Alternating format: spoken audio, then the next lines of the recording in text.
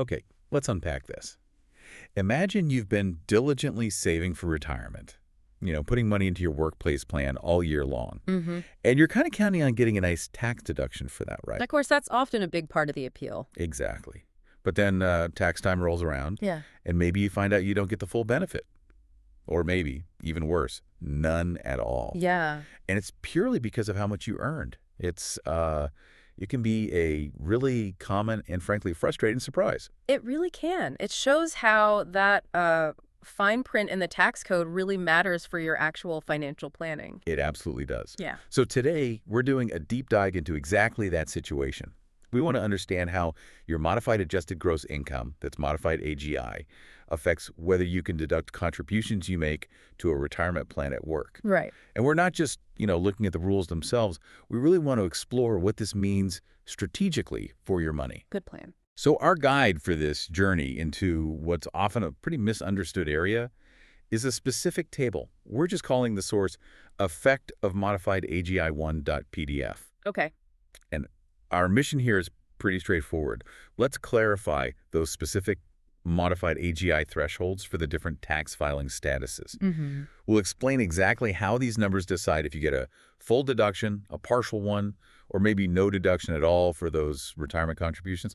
Let's aim for clarity, cut through the confusion. And what's often overlooked and what I find genuinely fascinating here is just how many people sort of assume their retirement contributions are always fully deductible. Yeah, that's a common assumption. It is. But the reality, as this deep dive is going to show, is, well, it's a lot more nuanced than that. These specific income triggers, they aren't just minor details. Right. They're actually crucial factors that can really change your tax benefits and, by extension, your whole retirement savings strategy. Understanding them isn't just for April 15th. It's fundamental to making informed financial decisions all year round. That is a really crucial point. So, okay, let's set the stage properly. Our focus today, and this is key, is specifically if you are covered by a retirement plan at work. Right. That's the qualifier. Exactly. Because the rules for people who aren't covered by an employer plan, well, they operate differently.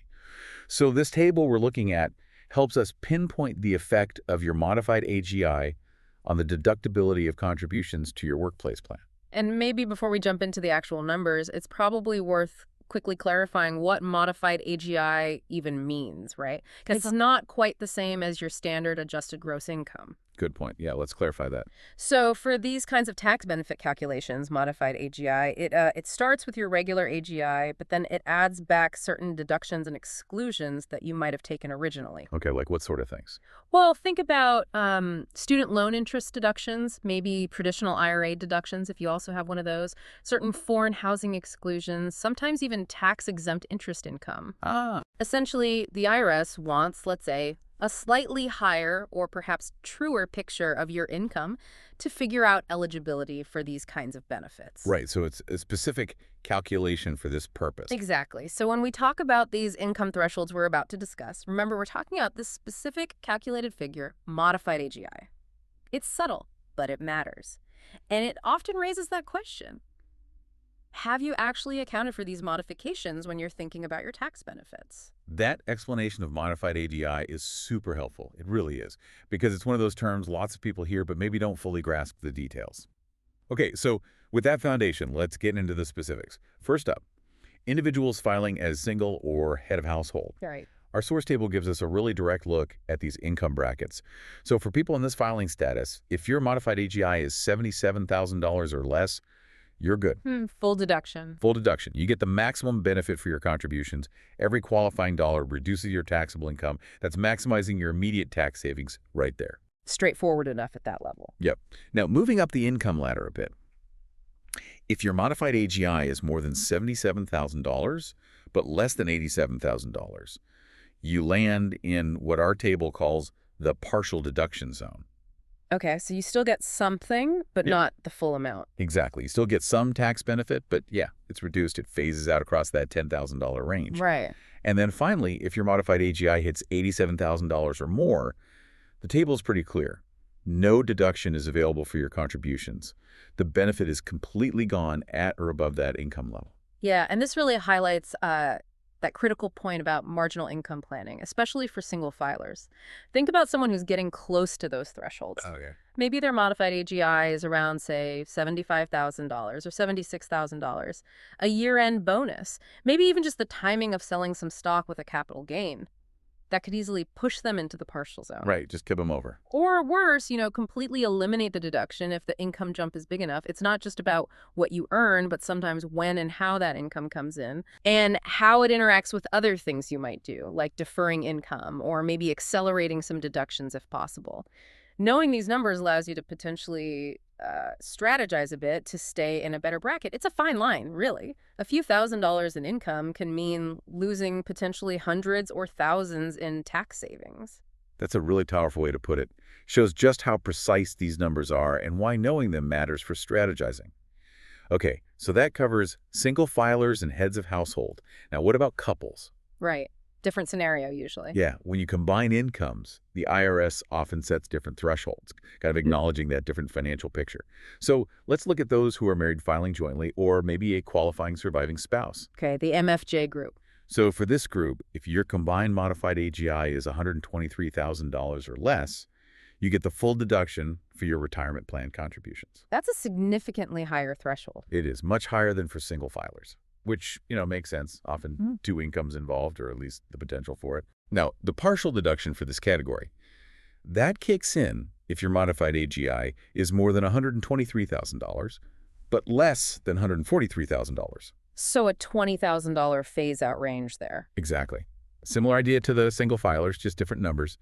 There's that specific income range where you get a reduced prorated deduction. Got it. And then if your modified AGI is $143,000 or more, according to this information, no deduction is available. Again, the benefit phases out completely once you reach or go over that combined income level. What's often overlooked here for couples is how these specific thresholds might interact with other income-based benefits or phase-outs. Oh, good point. Like what? Well, things like certain education tax credits, maybe the deduction for student loan interest itself, or even eligibility for things like health insurance subsidies under the Affordable Care Act. They often key off modified AGI too. So optimizing this one deduction isn't necessarily happening in a vacuum. Exactly. It's not a siloed decision. It can have these sort of ripple effects across your entire tax return. It makes it really important to look at the whole picture.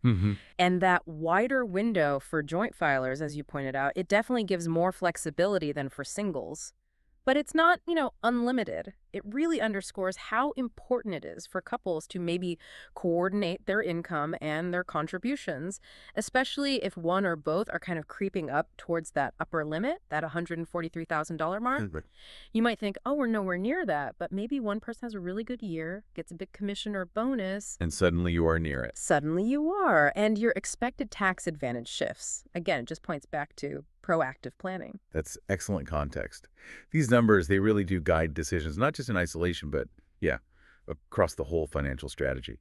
Okay, finally, we get to married filing separately. The MFS status. Yeah, and this category has, dramatically different thresholds, much, much lower, and they really stand out compared to the other statuses. It's critical to note these. Definitely stands out. So for those filing separately, if your modified AGI is less than $10,000, you can take a partial deduction for your retirement contributions.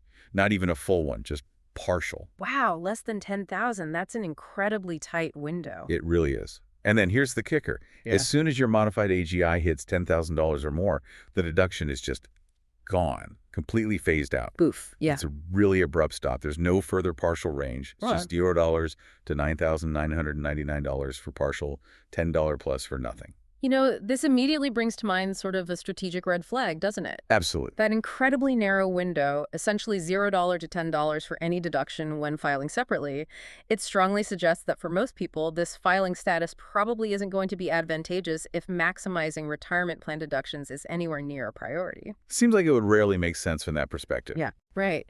It's a really stark example of how your filing choice can have direct, and in this case, potentially quite severe, financial consequences that maybe people don't realize when they choose MFS. It's not just about splitting the tax return forms. It forces you to really evaluate if filing separately offers any overall benefit that outweighs disadvantages like this, especially for retirement saving. For most couples focused on retirement deductions, the tax hit here is likely going to outweigh whatever reason they had for filing filing separately. It really does seem that way based on these numbers. Okay, so we've gone through the different statuses, the different thresholds. What does this all actually mean for you, the listener? Yeah. Why should you care about these specific numbers and categories, beyond just getting your taxes filed correctly? Hmm.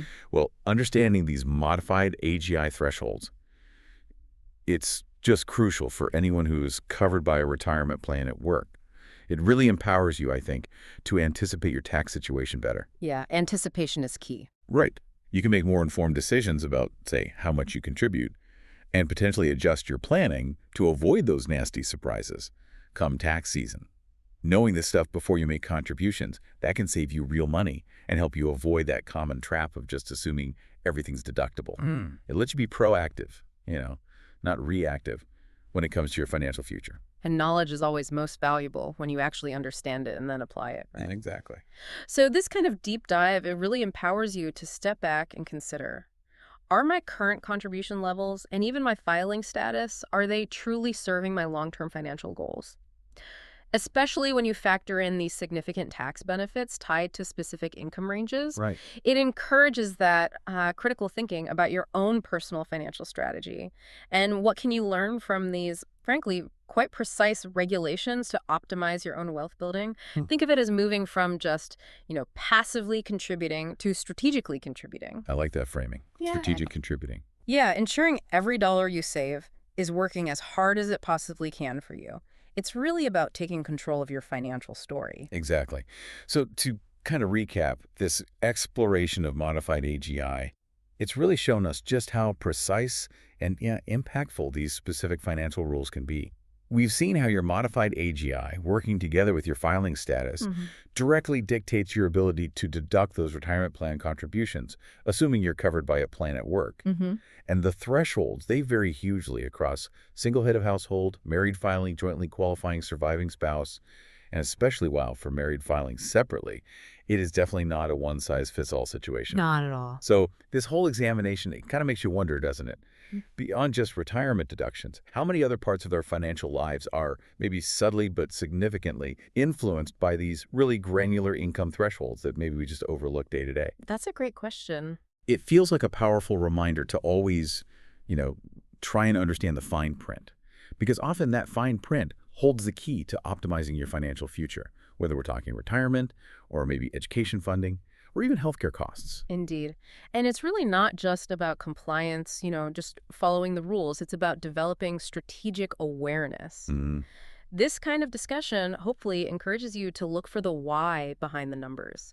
How might they affect your broader financial picture? It helps foster that deeper understanding of your own financial landscape. Well said. Because ultimately, when you understand the rules of the game, you can play it much more effectively, much more confidently, and really work towards building the future you actually envision.